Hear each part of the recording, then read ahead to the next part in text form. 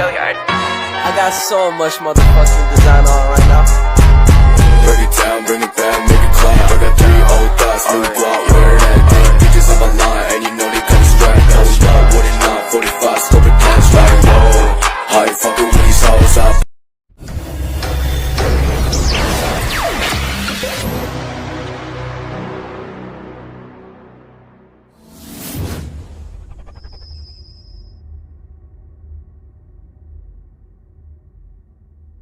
Assalamualaikum warahmatullahi wabarakatuh. Halo guys, perkenalkan nama saya Elia Lydia, mahasiswa semester 3 jurusan Sejarah Peradaban Islam Universitas Maulana Hasanuddin Banten. Kali ini saya akan menjelaskan tentang kilas perjalanan perkembangan handphone di Indonesia. Selamat menonton. Perkembangan teknologi komunikasi memberikan kemudahan bagi masyarakat untuk saling terhubung. Telepon genggam alias handphone menjadi salah satu terobosan teknologi yang bermanfaat dan penggunanya semakin luas. Indonesia, teknologi telepon seluler generasi pertama yaitu 1G masuk sekitar era tahun 1985 dan terus berkembang sampai sekitar tahun 1992. Kala itu, teknologi yang dimanfaatkan bernama Nordic Mobile Telephone (NMT). Namun, perangkat NMT yang beredar kala itu masih sangat berukuran besar dengan berat 430 gram. Tentu tidak bisa dikategorikan sebagai telepon genggam. Selain itu, teknologinya hanya memungkinkan melakukan panggilan 35 menit dan harga terhitung mahal sekitar 10 juta. Masuk pada tahun 1993, teknologi generasi kedua 2G mulai banyak dimanfaatkan. Jaringan generasi kedua membawa telepon seluler dari analog ke komunikasi digital tahap awal. Di Indonesia, teknologi yang dikembangkan adalah GSM. Selain soal jaringan, dari dimensi telepon genggam juga jauh menyusut. Cukup untuk digenggam, penggunaan kartu SIM juga memungkinkan pelanggan untuk berganti handset tanpa mengganti nomor. Jelang milenium, sekitar tahun 1999, telepon genggam monoponik mulai beredar dan pemanfaatan pesan singkat SMS mulai umum. Hal ini tidak lepas dari hadirnya beragam produk kartu prabayar seperti Simpati dari Telkomsel, Pro XL, dan Mentari dari Satellindo. Akhir tahun 1999, jumlah pengguna telepon seluler di Indonesia mencapai 2,5 juta pelanggan. Dengan sebagian besar adalah pengguna layanan prabayar. Teknologi 2G terbatas hanya pada kemampuan mengirim pesan gambar, yaitu MMS, dengan memanfaatkan Global Packet Radio Service, yaitu GPRS, mencapai 50 KB. Sementara itu, kebutuhan pengiriman data yang semakin besar mendorong lahirnya teknologi generasi ketiga, yaitu 3G.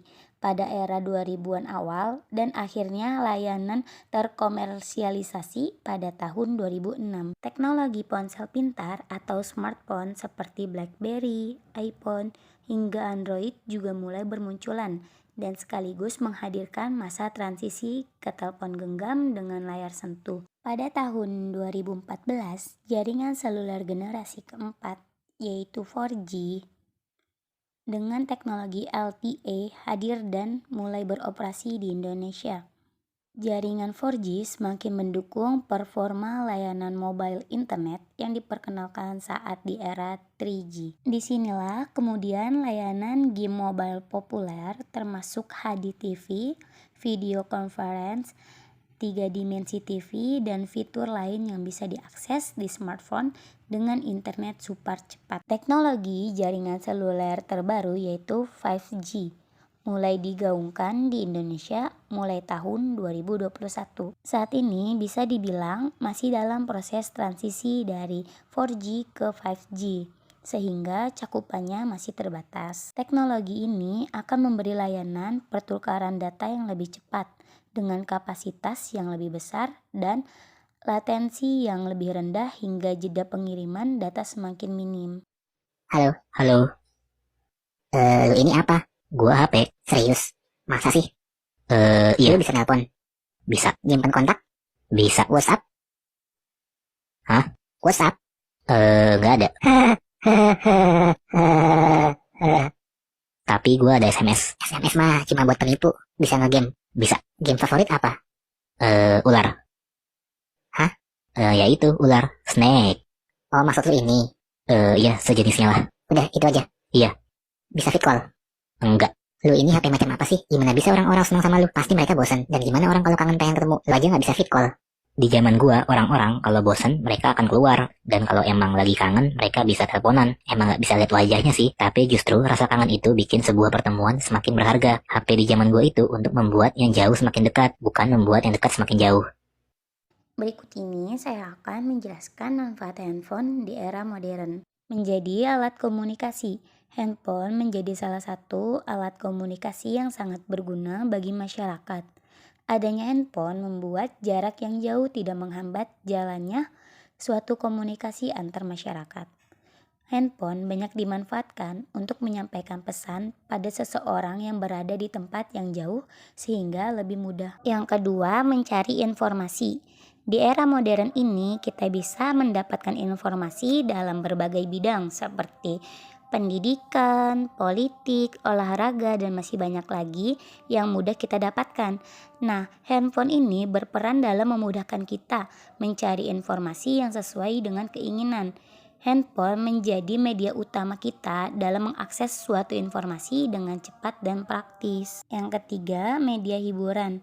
Melalui handphone, kita bisa menikmati berbagai hiburan melalui banyaknya platform digital yang ada. Berbagai hiburan yang bisa kita akses melalui handphone, misalnya film, game, cerita, dan lain sebagainya. Hal tersebut bermanfaat untuk menambah wawasan dan menghilangkan rasa bosan saat berada di dalam rumah. Yang keempat, meningkatkan kreativitas. Manfaat handphone yang lain yaitu bisa meningkatkan kreativitas yang kita miliki. Melalui handphone, kita bisa mengasah kemampuan untuk mengedit foto atau video dan mengunggahnya ke sosial media. Selain itu, handphone juga bisa membantu kita yang gemar menggambar untuk belajar desain. Dengan adanya handphone, daya kreativitas yang kita miliki pun bisa semakin meningkat. Yang kelima, menambah pertemanan. Handphone membantu komunikasi menjadi lebih mudah yang bisa dimanfaatkan untuk menambah pertemanan. Banyak jaringan sosial yang bisa ditemukan melalui handphone. Misalnya, adanya media sosial yang diakses dengan handphone membuat kita bisa berkenalan dengan orang lain, bahkan yang jaraknya jauh sekalipun. Nah, itulah beberapa manfaat handphone dalam kehidupan modern. Kali ini saya akan menjelaskan tentang dampak negatif dari keseringan main handphone. Yang pertama, gangguan tidur. Berdasarkan penelitian yang dilakukan oleh Boston College pada tahun 2012, sebanyak 75% anak berusia 9-10 tahun mengalami kesulitan tidur karena pengguna gadget yang berlebihan. Gangguan tidur ini juga bisa berdampak pada prestasi sekolah karena otak dan tubuh yang tidak dapat beristirahat dengan baik di malam hari. Yang kedua, sifat agresif. Dampak negatif handphone bagi anak selanjutnya adalah munculnya sikap agresif. Pasalnya, pengguna handphone yang berlebihan tidak hanya memberikan dampak buruk akibat radiasi, tapi juga dampak negatif yang didapatkan dari konten media yang dikonsumsi. Oleh sebab itu, para orang tua sebaiknya membatasi waktu penggunaan handphone, beserta memfilter konten-konten apa saja yang layak untuk dikonsumsi oleh anak usia dini. Dan yang ketiga, mengganggu pertumbuhan otak anak. Pada anak usia dini, pertumbuhan otak anak bertumbuh dengan sangat cepat. Pertumbuhan otak ini terus berlangsung hingga usia 21 tahun. Dan juga dipengaruhi oleh stimulasi lingkungan sekitarnya.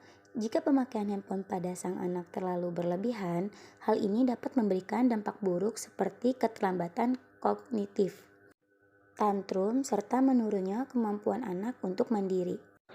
Untuk dapat mencegah dampak negatif handphone bagi anak kecil, sebaiknya berikan mereka keleluasaan dalam menggunakan handphone ketika mereka sudah menyentuh usia. Yang keempat, sifat ketergantungan pada gadget. Dampak negatif handphone bagi anak selanjutnya adalah munculnya rasa ketergantungan terhadap gadget itu sendiri. Ketika sang buah hati terlalu sering atau lama menggunakan gadget atau handphone, tentu saja bisa muncul rasa ketergantungan dalam diri mereka. Hal ini dapat mengakibatkan efek buruk dalam perkembangan fisik dan juga motoriknya. Misalnya, anak menjadi enggan berinteraksi langsung dengan orang sekitar.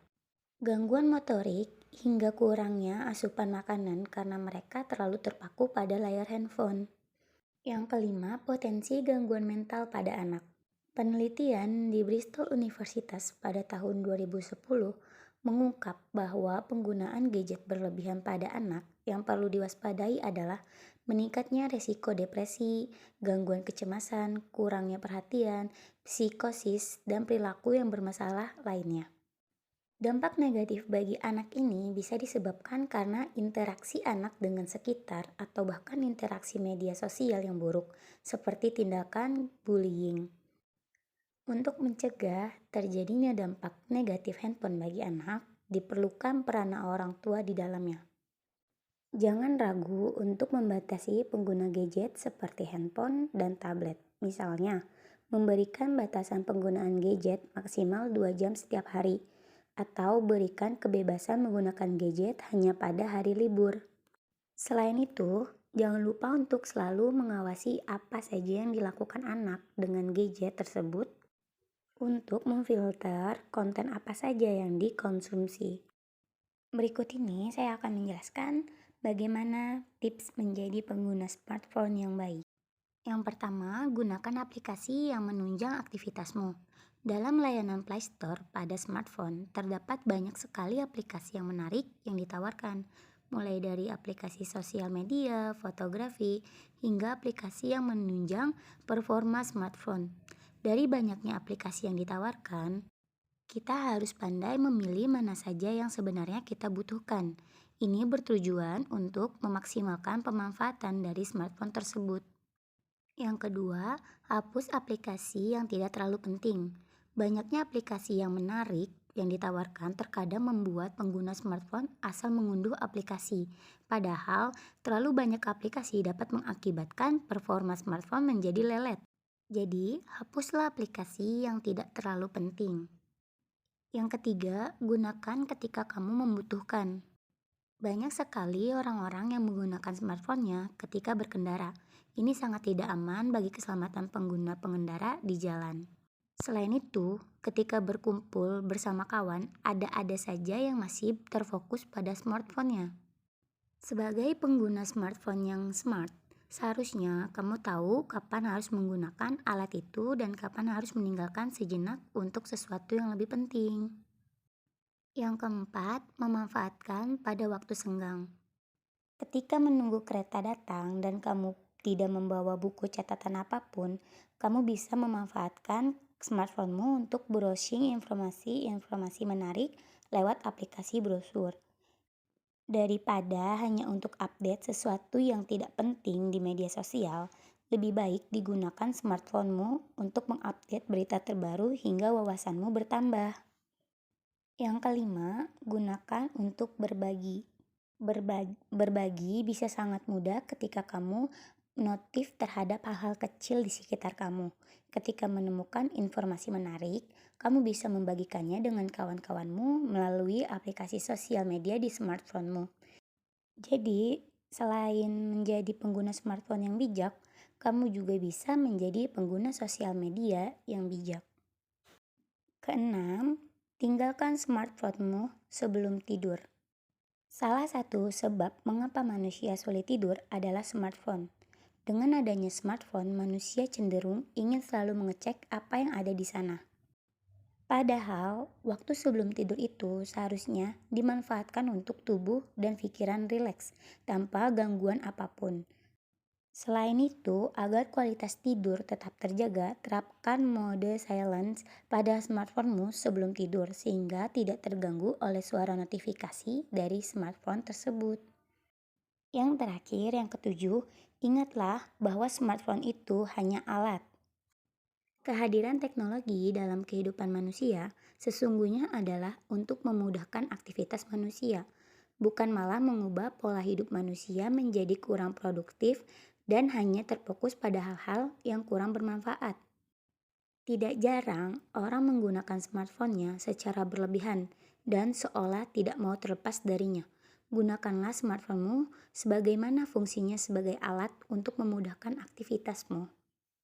Cukup sekian penjelasan-penjelasan yang udah saya jelasin. Semoga bermanfaat. Bye-bye. See you next time.